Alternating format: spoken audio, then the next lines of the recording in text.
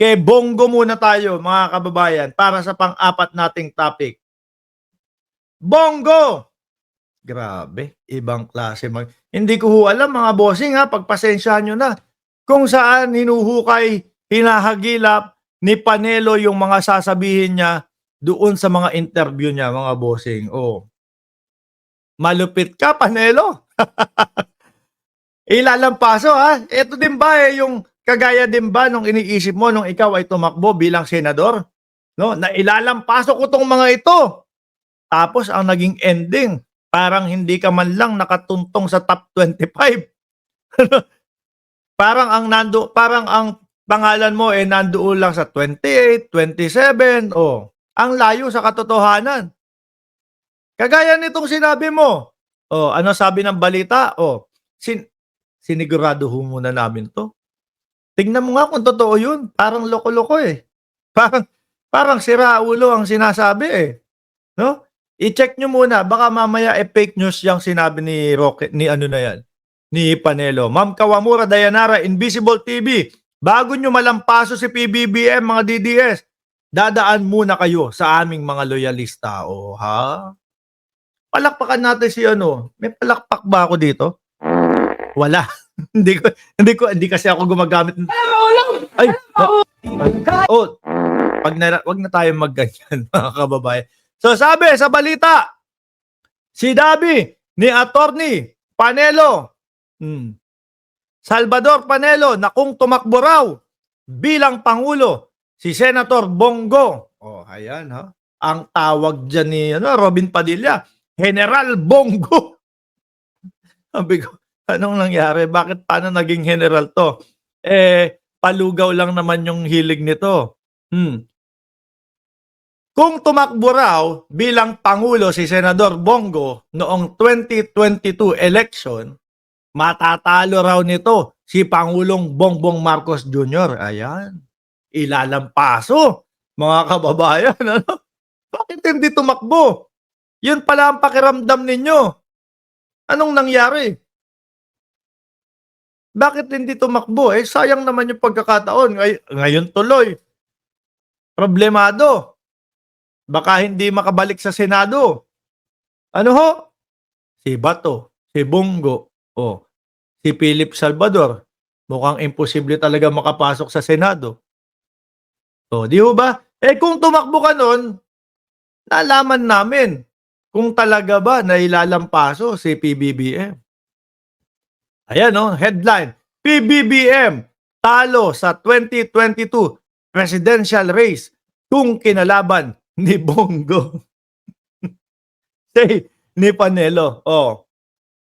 Kung si BP nga kung si BP nagkatapat ho sila, mga kababayan, kung nagsalpukan, malamang ang lulusot po. Siyempre maghahati yung boto Posible na lumusot po si Atty. Leni Robredo kung sakaling nagkaganon. Pero kung si Bongo, Panelo, ano ba utak mo? Parang gamunggo na lang? Ba't nasasabi mo yan? Hindi namin alam kung saan yung pinagsasasabi mo kinukuha Basa nga tayo ng comment. Miski po yung mga nanonood dito, hindi makapaniwala. Sabi ni Rego, si Panelo tumakbong senador noon ni Imelda Marcos noong 1992. Sabi ni Angela Hero, general ng mga munggo. Kasing laki. Butil ng munggo ang mga utak. Benis Mantaring, shoutout po sa inyo. First time in Philippine history, 2% ilalampaso ang 31 million. Oo nga po. Correct ho. Bongo, nilampaso si PBBM dahil sa palugaw.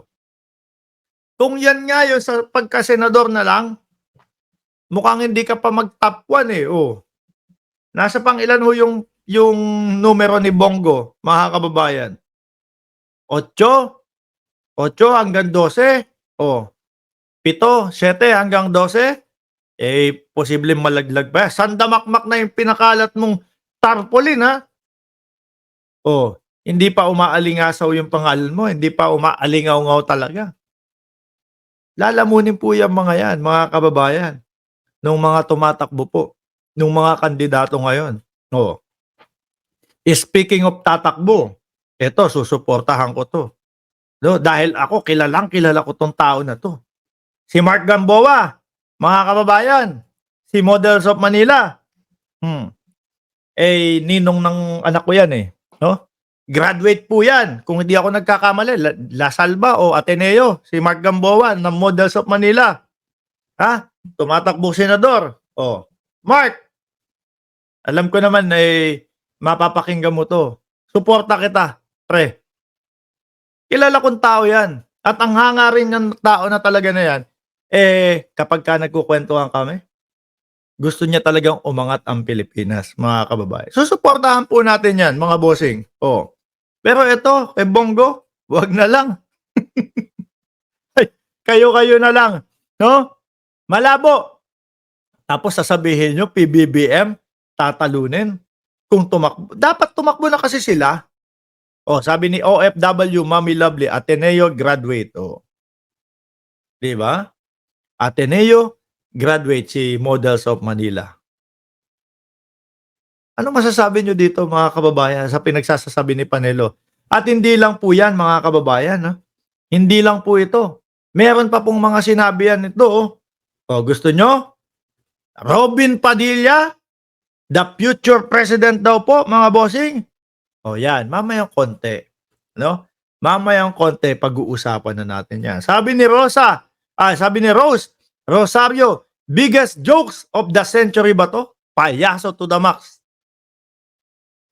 Ang tanong, saan talaga nakukuha ni Panelo yung mga ganitong pinagsasasabi niya? Si Panelo ba wala pa, hindi pa tatakbo?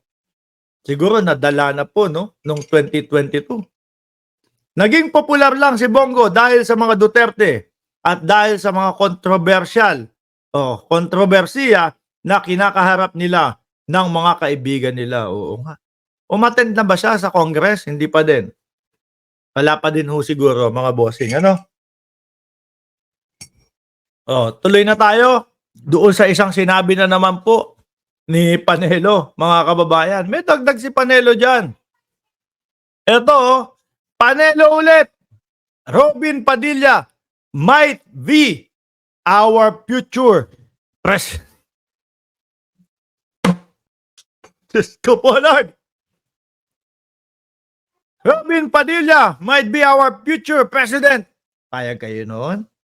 Ha? Papalitan na po yung lupang hinirang. Palitan na po ng It's Late in the Evening na po, mga kababayan. Oh, wonderful tonight. Ano ang motto kapag kay Robin Padilla?